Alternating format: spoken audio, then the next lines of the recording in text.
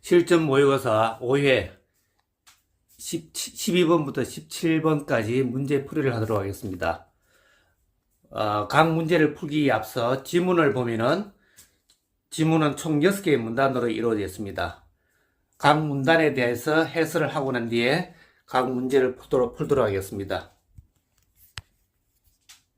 먼저 1문단에 대해서 살펴보면은 1문단은 초음파의 개념과 초음파 진단기의 원리에 대해서 설명하고 있습니다.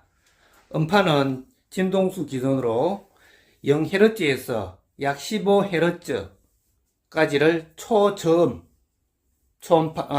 음파라 그러고 15Hz에서 약 2만 Hz까지를 가청 음파라고 그럽니다. 이 가청 음파를 이 영역에서 인간이 들을 수 있습니다. 그런데 2만 Hz 넘어가면 인간이 들을 수 없어요. 이 음대를 초음파 영역이라고 합니다. 그리고 초음파 진단기는 이 초음파 영역에 있는 음파를 이용해서 진단을 하는 거예요. 그림을 보면은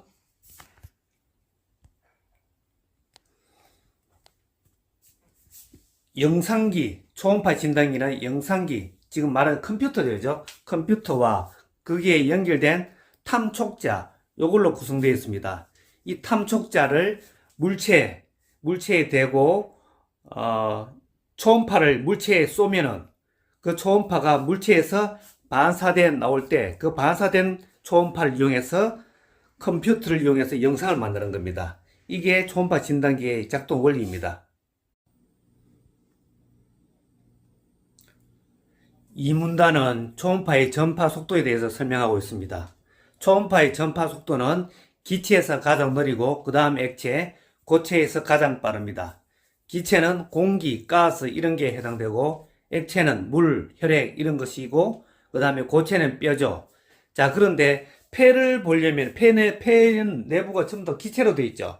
그래서 폐는 기체에 해당되는 그런 전파 속도를 가지고 있겠죠. 그죠?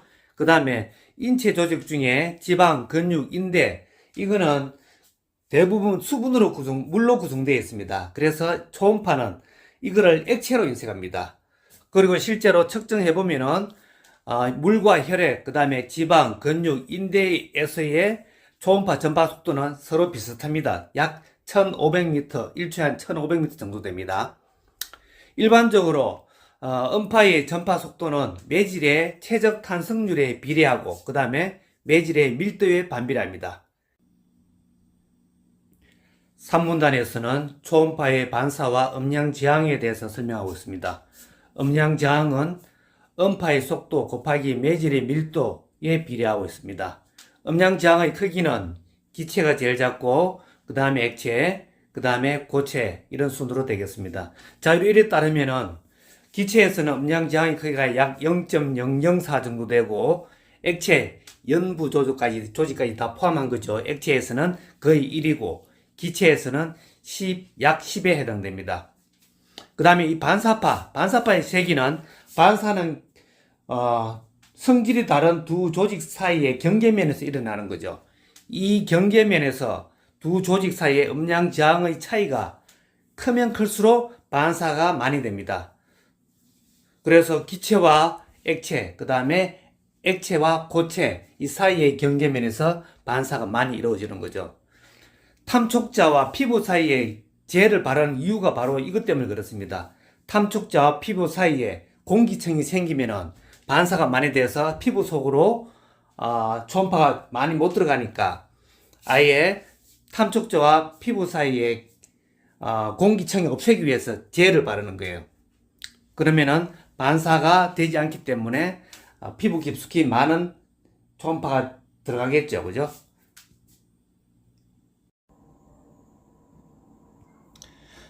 이제 4문단에서는 초음파의 반사와 입사각에 대해서 이야기하고 있습니다.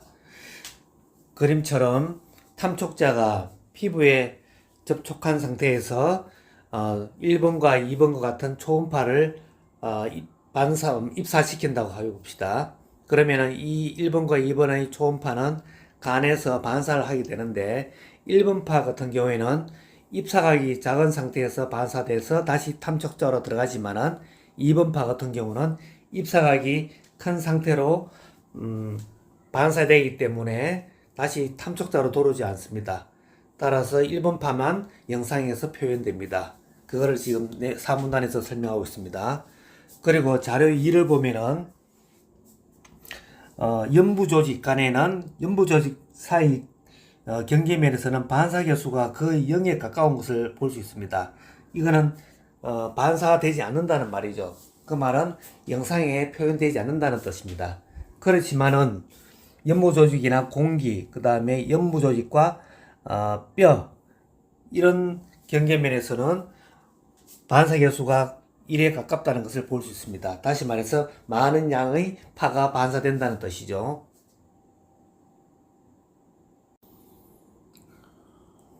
오문단에서는 초음파의 산란에 대해서 이야기하고 있습니다.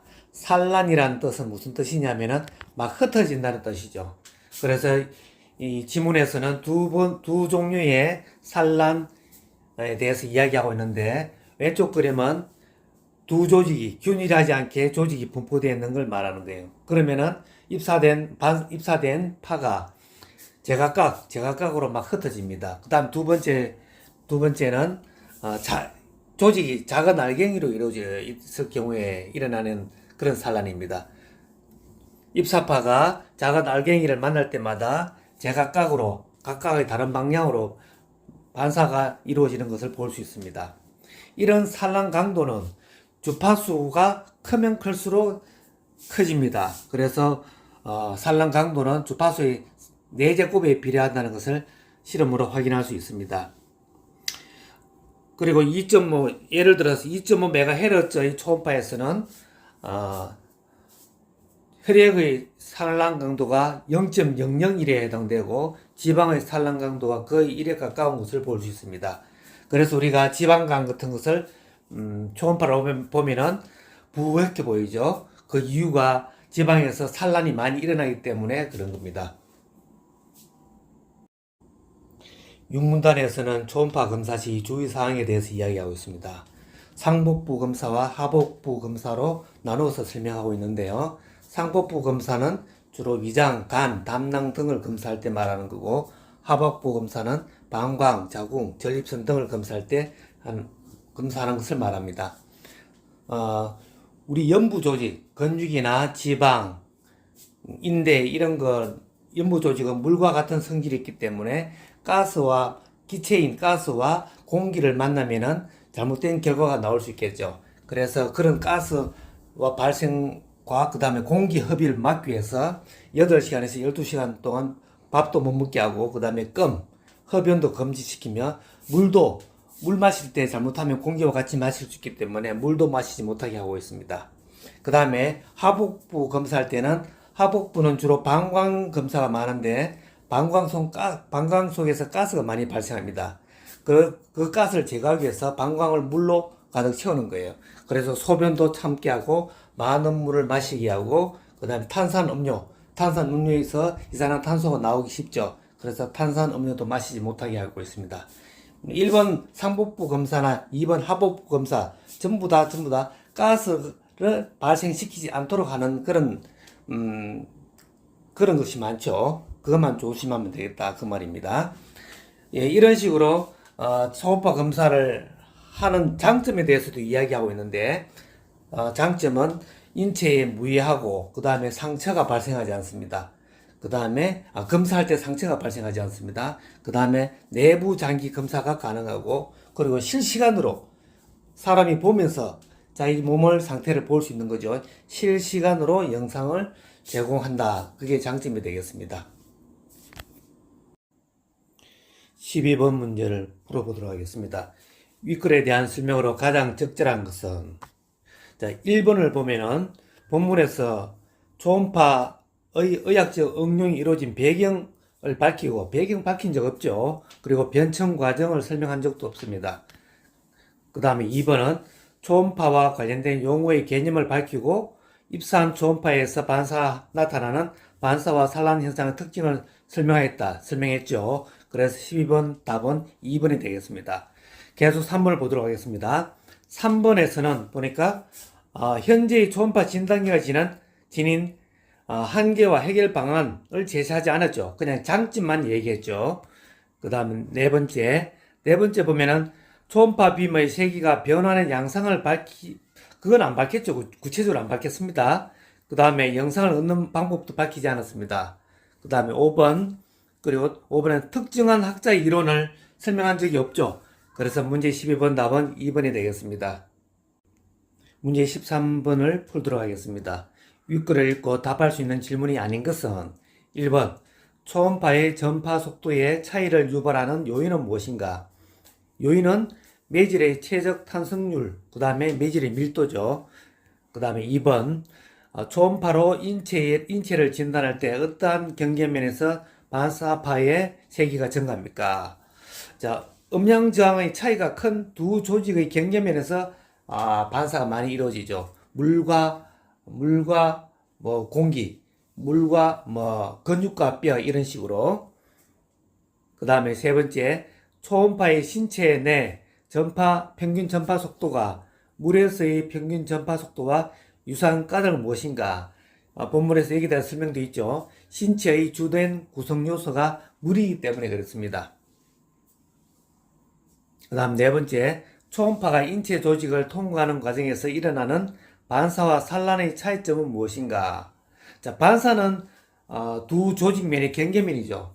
그 다음에 산란은 두 가지를 이야기하고 있습니다. 파장보다 작은 물체일 것, 혹은 균일하지 않은 물체의 표면일 것, 요 두 가지일 때 산란이 일어난다 그랬습니다. 그 다음 다섯 번째, 특정한 인체 조직에 입사된 초음파 빔의 산란 강도를 줄이기 위해서 초음파를 어떻게 차단해야 하는가? 여기에 대한 설명은 없죠. 초음파를 차단하는 그런 방법에 대한 설명은 없습니다. 그래서 13번 답은 5번이 되겠습니다. 문제 14번을 풀도록 하겠습니다. 윗글을 읽고 추론한 내용으로 적절한 것만을 보기에서 있는 대로 고른 것은, 자, 보기를 보면은 기억, 근육과 뼈의 경계면에서 보다 지방과 근육의 경계면에서 반사되는 초음파의 세기가 더 작겠군 했네요. 반사되는 초음파의 크기는 조직 간의 경계면에서 음량 저항의 차이가 크면은 반사되는 초음파의 세기가 더 크죠. 자, 그런데 음량 저항의 크기를 보면은 본문 내용에서 이렇게 나와 있습니다. 공기에서 음량 저항이 제일 작고, 그 다음 뼈에서 제일 크고, 그리고 물을 포함한 근육, 지방, 이런 연부 조직에서는 음량 저항이 그 사이에 있다고, 서로 비슷하다고 이야기하고 있습니다. 그러면은 근육과 뼈 사이에 음량 저항이 더 크죠. 그래서 근육과 뼈 사이에서 반사되는 초음파의 세기가 더 큽니다. 그래서 이거는 맞는 거죠. 지방과 근육은 같은 연부 조직이기 때문에 음량 저항의 차이가 작아서 반사되는 초음파의 세기가 작습니다. 기억은 맞는 겁니다. 그 다음 니은, 매질의 특성을 바탕으로 비교했을 때 초음파의 전파 속도는 혈관 속에서보다 폐 속에서 더 느리죠. 그죠? 폐는 공기고, 혈관 속에는 액체인 혈액이 있으니까 더 느립니다. 그래서 니은은 틀렸습니다. 디귿, 초음파가 조직의 경계면에 수직으로 입사한 경우를 기준으로 봤을 때 연부 조직과 공기의 경계면보다 연부 조직과 물의 경계면에서 이산파가 반사되는 정도가 더 작죠. 그죠? 왜냐하면은 연부 조직과 공기는 사이에 음량 저항 차이가 큰데, 거기에 비해서 연부 조직과 물 사이의 경계면에서는 음량 저항의 차이가 작죠. 그러니까 작으니까 반사되는 정도가 더 작습니다. 그래서 디귿도 틀렸습니다. 그러면 문제 14번 답은 기억이 되겠습니다. 문제 15번을 풀도록 하겠습니다. 문제 15번, 기억의 이유로 가장 적절한 것은, 기억은 본문에서 보면은 탐촉자와 피부 표면 사이에 점성이 높은 액체형 젤을 바르는 것, 이렇게 되어 있습니다. 이 젤을 바르는 이유는 본문에서도 설명했지만은 탐촉자와 피부 사이에는 공기층이 있습니다. 그 공기층을 없애기 위해서 젤을 바르는 거예요. 그러면은 탐촉자에서 나온 초음파가 바로 젤을 통과하고 그 다음에 피부로 들어가기 때문에 음량 저항의 차이가 현격히 줄죠. 그래서 반사파가 생기지 않습니다. 자, 그러면 답은 어느 거겠습니까? 3번이 되겠죠. 음량 저항의 차이를 감소시켜 초음파가 신체 내로 쉽게 투과하도록 만들기 위함이다. 15번 답은 3번이 되겠습니다. 문제 16번을 풀도록 하겠습니다. 윗글을 바탕으로 보기 외의 상황에서 진행되는 초음파 검사에 대해 보일 수 있는 반응으로 가장 적절한 것은, 자, 보기를 한번 보겠습니다. A는 건강검진을 하던 중 지방간이 의심된다는 소견이 있어 정밀 진단을 받기로 했다. 그래서 초음파 검사를 통해 간의 지방이 축적된 정도를 파악하기로 했다. 자, 간이면 상복부죠. 상복부. 한편 B는 종종 피가 섞인 소변이 나온 적이 있어서 방광의 이상 유무를 확인하기 위해 초음파 검사를 받기로 했다. 자, 방광은 하복부입니다. 그럼 이제 질문을 한번 보겠습니다. 1번. A와 B가 검사받고자 하는 인체 조직을 고려했을 때 A와 B 모두 상복부 초음파 검사를 받아야겠군. 아니죠. B는 하복부 검사를 받아야 됩니다. 1번 틀렸습니다. 2번. 정밀한 진단을 위해서 A는 초음파 탐촉자를 대는 피부 표면에 액체형 젤을 발라야 하지만 B는 하복부 쪽 피부 표면에 액체형 젤을 사용할 필요가 없겠군. 아닙니다. 피부에는 전부 다 액체형 젤을 발라야 됩니다. 그래서 2번도 틀렸습니다. 3번. A가 심각한 정도의 지방간을 지닌 것에 해당한다면 지방이 쌓이지 않은 간을 검사한 영상보다 A의 간을 검사한 영상이 초음파의 산란 정도가 더 약하겠군. 아니죠. 더 강합니다. 왜냐하면 지방의 산란 강도는 크기 때문에 그렇습니다. 그 다음에 네 번째, A가 상복부 초음파 검사를 받기 직전에 흡연했다면, 흡연하면서 공기도 같이 들어가고 기체를 흡입하는 거죠. 흡입하는 과정에서 위장에 들어간 공기로 인해 반사파가 증가하여 간을 정밀하게 검사하기 힘들겠군. 맞죠? 그죠? 그 다음에 5번.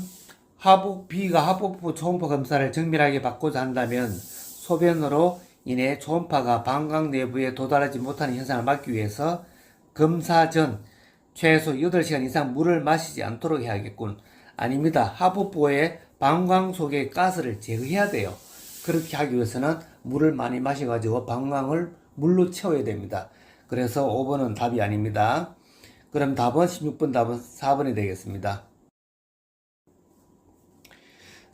이제 마지막 문제 17번 문제를 풀도록 하겠습니다. A의 문맥적 의미와 가장 유사한 것은, 본문을 보면은 A는 산란은 초음파 빔이 표면이 균일하지 않은 반사면에 부딪히거나 초음파 파장보다 크기가 작은 산란체를 만났을 때 여러 방향으로 흩어지는 것을 말한다. 여기서 A죠, 그죠? 이 A는 여기서는 의미한다, 그런 뜻을 의미한다라고 생각하면 됩니다. 여러 방향으로 흩어지는 것을 의미한다. 자, 그러면 이제 같은 것을, 유사한 것은 뭔가 한번 찾아봅시다. 1번. 사람들은 흔히 내거를 관념적이라고 말한다. 이건 평가한다는 뜻이죠, 그죠? 관념적으로 평가한다. 그래서 1번 아닙니다. 2번. 결혼이란 두 사람의 결합만을 말하는 것이 아니다. 이것이 의미한다는 뜻이죠. 결혼이란 두 사람의 결합만을 의미하는 것은 아니다. 그래서 17번 답은 2번이 되겠습니다. 그 다음에 13번. 청중에게 자신의 느낌을 이건 표현하다, 이렇게 하면 되겠죠. 청중에게 자신의 느낌을 표현하는 일은 매우 어렵다. 그래서 3번도 아니고 4번. 아저씨에게 아이가 오면 문을 열어달라고 부탁해 두었다. 이렇게 말하면 되겠죠. 그래서 4번도 답이 아니고 5번. 동생에게 남의 물건을 훔치지 말라고 아무리 꾸짖어도 듣지를 않았다. 그래서 17번 답은 2번이 되겠습니다.